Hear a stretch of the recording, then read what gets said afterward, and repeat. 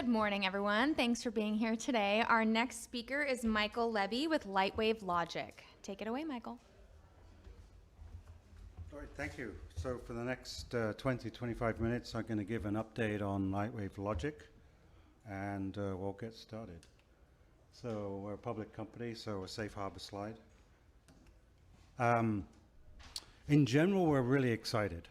So I know we give certain guidance, and we haven't given some guidance than some shareholders want to see, but over the last 12 to 18 months, we're super excited. And one of the things we were excited about is actually having an organic uplist to NASDAQ. This was the 1st of September last year, so it's just over a year ago.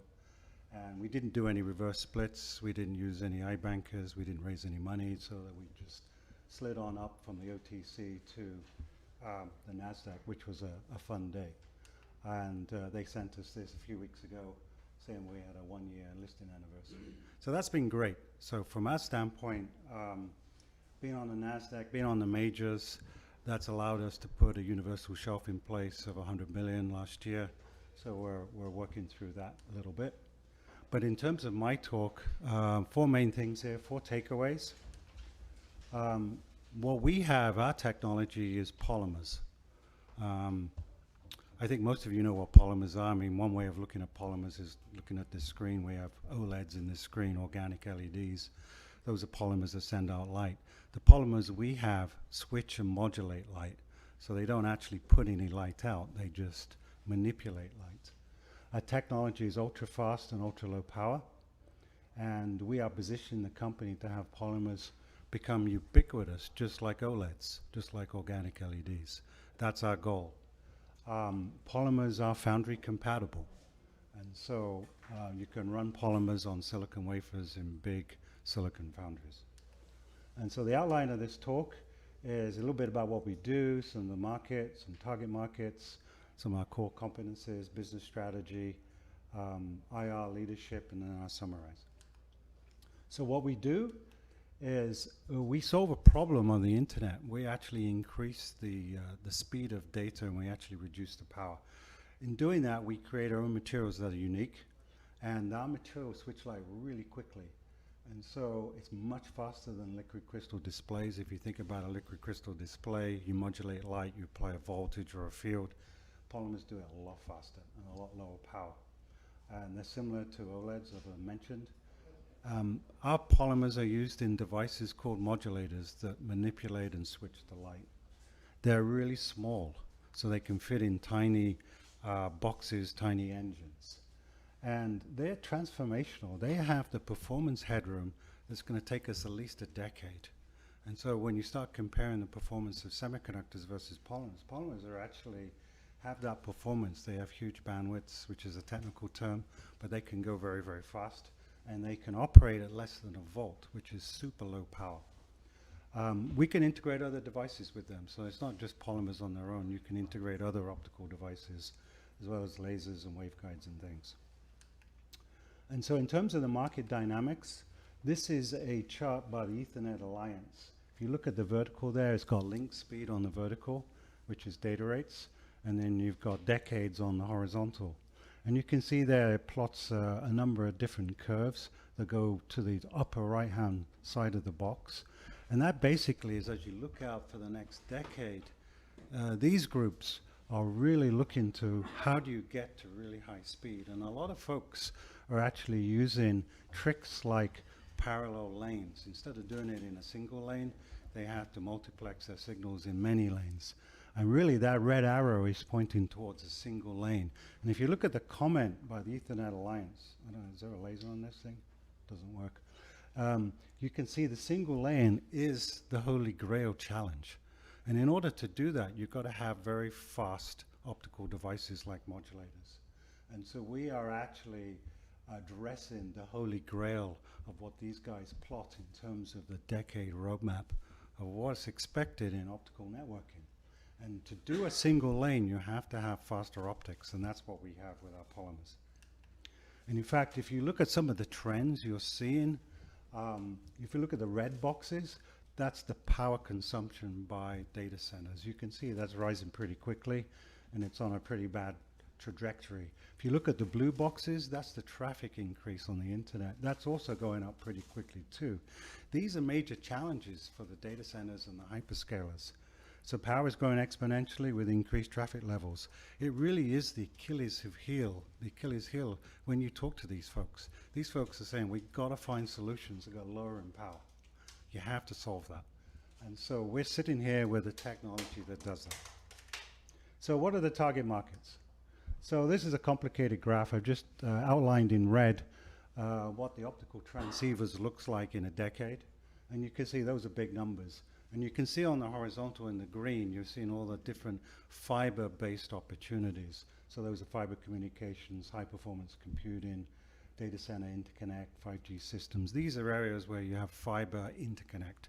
These are areas that are directly applicable to our modulators. So these are huge opportunities. And those are in green, and we're a small company, so we're focusing on the green right now.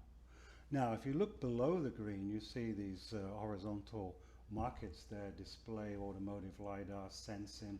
A lot of these are actually optical wireless opportunities, and these also can be very big opportunities over the next decade. But we're not really focusing on them right now because we got to do the job right on the green ones first. So that's where the company is focused today. But you can see very, very quickly, once we're up and running with the green, we can quickly look at some of these other opportunities, which are also huge. So what are our core competencies? We've already said polymers are naturally very fast at switching light, and that's the material properties of the polymer. And that's 2 to 3x faster than existing semiconductor solutions today. Very low power consuming, and that's also due to the material properties of the polymer. So an order of magnitude lower in power actually gets the attention of a lot of the data center guys. Easily fabricated in silicon foundries. So we actually fabricate our modulators in Denver at the tech center. We have a little fab, it's a 4-inch fab. We use 4-inch silicon wafers, but clearly if you want to scale this, you've got to go work with foundries. EO polymer, electro-optic polymer, has security of supply. We actually derive and generate our own polymers in Denver, domestically sourced, so we don't have supply issues. It's a lower cost addition to integrated photonic platforms. So this is some of the results that we've seen recently from foundries. So what we've been doing in the last year, you've seen some PRs on foundries. We actually been porting our recipes to make the modulators from our little fab in Denver, Colorado to foundries. These are results from foundries, just showing you some SEMs and what some of the devices look like. Because in the end, if you want to scale this to volume, you've got to do this in the big silicon foundries. You can't do it in your little fabs. And so if you look at a 1x8 polymer slot array, the interesting thing about this slide is the size. So this is the critical thing here. If you're going to have modulators, if you think back, if any of you are really technical, if you go back 10, 15 years, lithium niobate, I mean, it was basically 10 centimeters long. It was huge. It wouldn't fit into the modules today. It took like 40, 50 volts to drive it.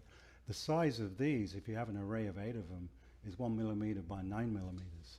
And so if you start comparing that even with the latest thin film lithium niobate, which was shown in a module in March earlier this year of 9 millimeters by 15 millimeters, in that space we can fit 120 of our modulators. So that means that, you know, from a size standpoint, a footprint standpoint, we can actually do a lot more data rate inside a transceiver box. And that's really important if you're looking for small size, low power consumption, and super fast operation. Where do these things go? They go into these boxes here called transceivers. These boxes go into servers and routers in the data center and the telecommunications equipment. And so these chips here is what you may imagine to be an optical engine that goes into these transceiver boxes. It's the optical engine that has the performance. And so if you like, we're sort of turbocharging transceivers and allow them to go to the next node in performance, data rates, and low power. Business strategy, it's not just selling components. It's actually a combination of licensing the polymer materials and doing tech transfer to foundries and OEMs. So it's actually a three-pronged approach. Yes, we can sell components, but if you look at some of the really successful companies that deal with related materials like polymers, for example, Universal Display Corp in New Jersey. I think the ticker's OLED. I mean, they have a business model that really focuses on licensing and tech transfer. So the OLEDs you tend to find in the televisions and your laptops and your mobile phones are generally generated by UDC, but they're licensed and tech transfer out to the big manufacturers. And so in order to do this, you have to have a really strong patent portfolio. And you can see here, 60% of our patent portfolio is on material patents, 40% is on fab, high speed, PIC, photonic integrated circuit, packaging type patents. And about 50% of our portfolio is domestic and the other 50% is international. So we have a very aggressive patent portfolio to protect our technology. Now, we make our polymers in Colorado, but if you think of this as like a Coca-Cola type strategy, nobody else is going to make the polymers. We're licensing them and we'll tech transfer them, but nobody's going to get the formula because we have a bunch of organic chemists and PhDs and we got some great performance and we're going to protect it as best we can. And so we're not going to do everything ourselves. We're a small company. We want to be capital efficient. We don't want to put a big fab in place. So we're going to partner with foundries. We're going to partner with module transceiver partners, and this is already happening. And this allows us to think about scaling for the future in terms of volume. And we've got to qualify our technologies in these places too. You can't just take a recipe and say, here, make it, and then they get it exactly right first time. It takes time to work through that. And that's what you call your PDKs, your process development kits. And then work through the business opportunities for licensing and tech transfer. And so we said we're working with foundries, and one way to mitigate risk is to work with more than one foundry. As everybody knows, it takes time when you put in a design into a foundry to get the cycle time, to get the results back. It takes 6 to 8 to 9 months, depending on the foundry supply issues. And so we're working with a number of foundries, and that's where we can mitigate risk in terms of getting us results, and so the results get to be shown to customers. So the trick here is our little fab won't scale in volume, but the foundries will scale in volume. So we have deep activities with foundries, and we've got other foundries in discussion. Customer bases, well, the customer are the internet service providers, but we can actually sell into different levels of the value chain, because a lot of the customers today are vertically integrated. So they can do everything from the chip all the way to the system. They have technical people just like myself and folks in the company. They know exactly what their weaknesses and gaps are. And some of these folks want to work with you directly, and other folks want you to go work with their OEMs, their contract manufacturers, and their foundries. So we have to have a flexible business model and be able to do that. The technology roadmap, this really focuses on the horizontal planes here of the technology progressing and timelines. But you can see what's unique about what we're doing is unique chemistry. It's a unique chip design to allow these high performance, low power, and as well as unique polymer PIC platforms. So you're actually adding polymers to silicon photonics to actually improve the performance of the PIC platform. And in terms of the business roadmap, you can see we've gone from the basic polymer performance of reliability and robustness to working with customers, getting interaction, getting the feedback, optimizing the performance of the polymers, and going into qualification, design, and verification. And that's with the use of working with foundries, because that's an important part of the process, as well as transceiver manufacturers. Now, this is a paper that came out in an international conference about a month ago. Now, I know you're not a techie audience. Maybe Jonathan will know about this conference. ECOC 2022 was in Basel in Switzerland. We actually partnered with a German company with our material. They had their own modulated device design in silicon, and they produced some really nice results. In fact, they got world record results.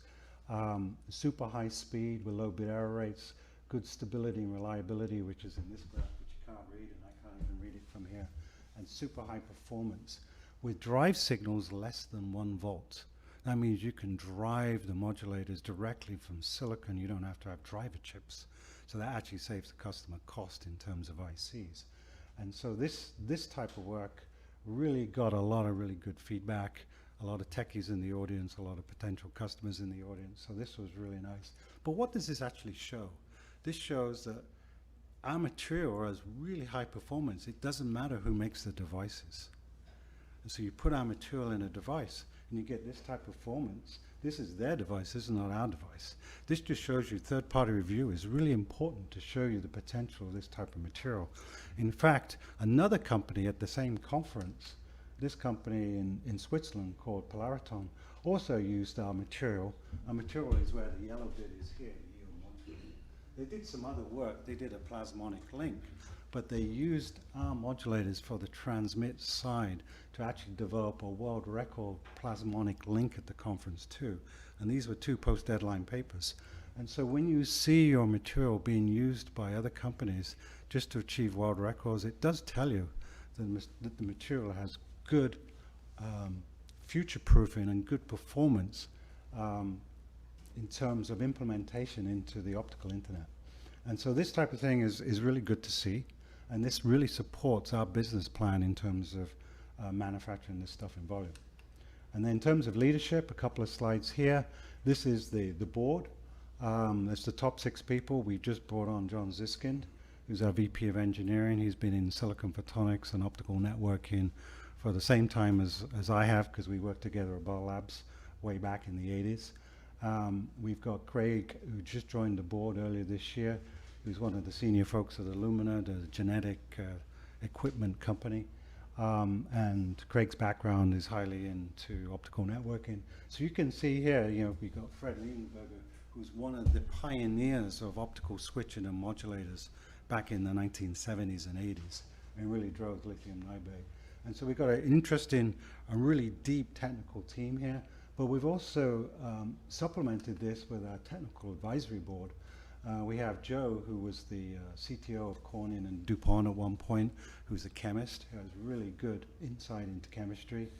Christoph, Andreas, Frankie. Frankie is actually an OLED person, and you wonder why. Why would we have an OLED person on our advisory board? Well, I worked with Frankie at Motorola, and we worked on OLEDs. And I've said this to some of you in the audience. At that time, blue only would last an hour. You had red, green, and blue for the OLED displays. I gave up, but Frankie didn't. Frankie worked on stability, reliability, and robustness for OLEDs, and he's actually bringing along his experience to make sure we do the same for polymers. So when you look at this, the reason to have this type of technical team is to make sure we don't go off in the wrong direction. We're solving the right problems, and we're solving them at the right time frame.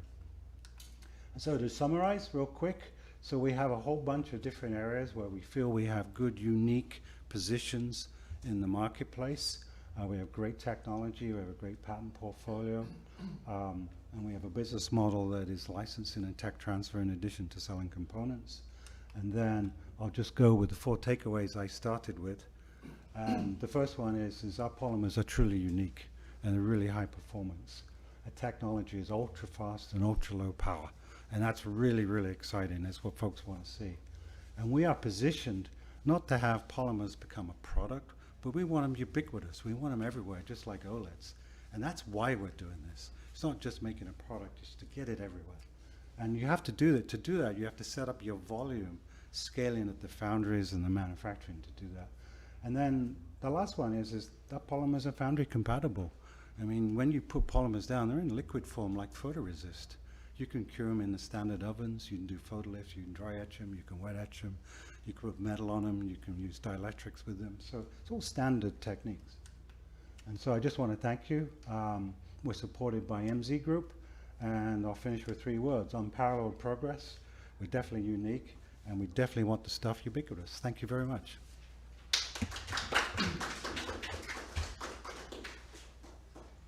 Time for questions? Or did I use the time up? The reason why you're working just with North American, European foundries and not any one in Asia? There's no particular reason. Foundries we've chosen so far certainly come under that category, but there's no reason we can't use with Asian foundries. As you know, there's a lot of big foundries based in Asia that do really good work, so there's no strategy behind that.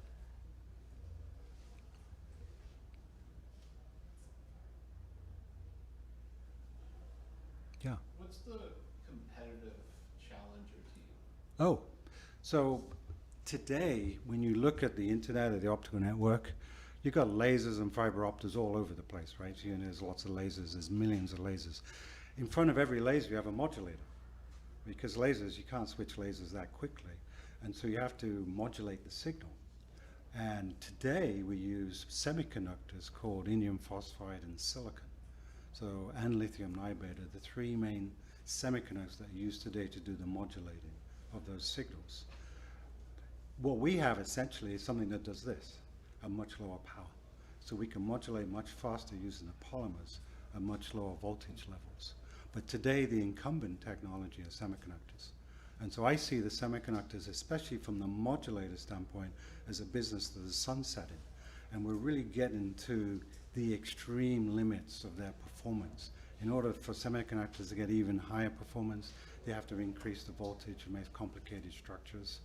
And so we're on a technology where we start off, for example, good way to look at this, semiconductor technologies in terms of a technical metric, 30 to 40 gigahertz bandwidth, 3D bandwidth. It's what we use in the industry to look at the natural speed of something. And they can probably push that to about 60, maybe 50 gigahertz. Our stuff starts at 70. We demonstrated 110. And that test equipment only goes to 110. And so, you know, theoretically, it can go up to 200, if not 300. Some of that work by Polariton, they have bandwidths up to 500. So now we have a technology, depending on how you design with it, you have headroom for the next decade. And so while semiconductor technologies, the incumbent semiconductor technologies are struggling, our technology is poised to really impact networking over the next decade.